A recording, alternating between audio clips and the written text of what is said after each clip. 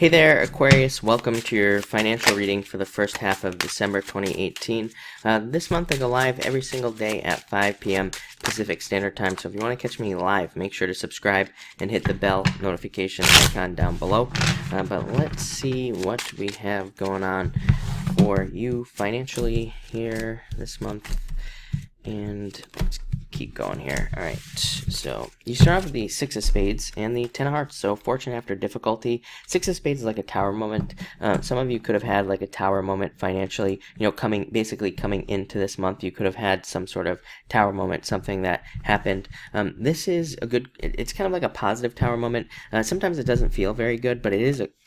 Six of Spades represents a tower moment that happens that's meant to make room for something else. So, it pretty much had to happen. It can also represent divorce, but again, with the Ten of Hearts here clarifying, this could be a blessing in disguise, and this is the card of fortune after difficulty. So there could be a lot of good things coming in for you after a difficult period of time. It's also the card of like building something that lasts. So I do feel like a lot of you could be like just wanting to get and you have two tens here. This is why I'm saying this.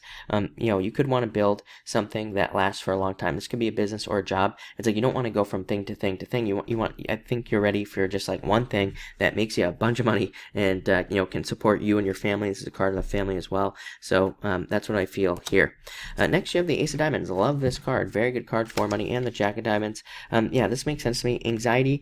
Ace of Diamonds, believe it or not, can represent fears, worries, and things like that. Ace of Diamonds is normally it's called the sun, and so it puts a lot of attention on you or on something you're interested in. But again, you have to step into the sun to be able to get whatever rewards you want. So again, there can be some fear attached to this card here, and it does say you have to face your fears, or you have to kind of overcome some sort of obstacle to get a bunch of money. Again, even when I see tarot readers see the Ace of Pentacles and they're like, oh, you're going to get a bunch of money, I'm always like, well, it's not that easy, because the Ace of Pentacles represents gold, and in a lot of decks, if you notice, that gold is being held by something. Sometimes it's being guarded by a dragon, which represents our fears. Dragons just represent snakes, our fears, and so again, Ace of Pentacles to me, and the Ace of Diamonds here, represents needing to overcome some sort of fear to get what you want, needing to put yourself in the limelight in some cases, like I said, the sun shining on you, or needing to make yourself vulnerable, which is the Jack of Diamonds here.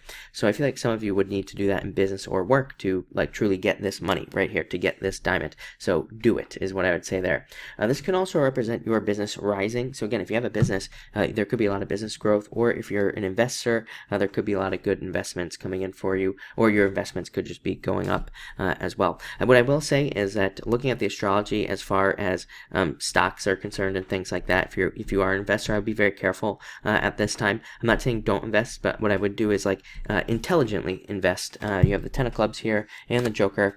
Ten of Clubs, so again, if you are an investor, this card says do as much due diligence, do as much research as you possibly can before you put your money into the stock market, or really any investment for that matter.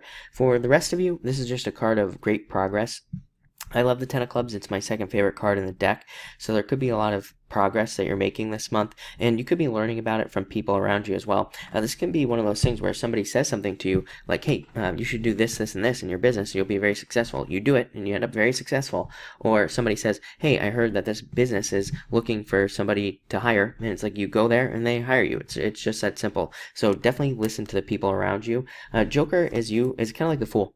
It's a card of stepping off on a new path. Ace of Diamonds as well. So a lot of you could be starting brand new jobs, brand new businesses. There's a lot of newness right now, and it's funny because one of the other astrologers on YouTube, I can't remember who it was, but I feel like I think they titled their video for December new. So again, like I said, there's just a lot of new energy out there.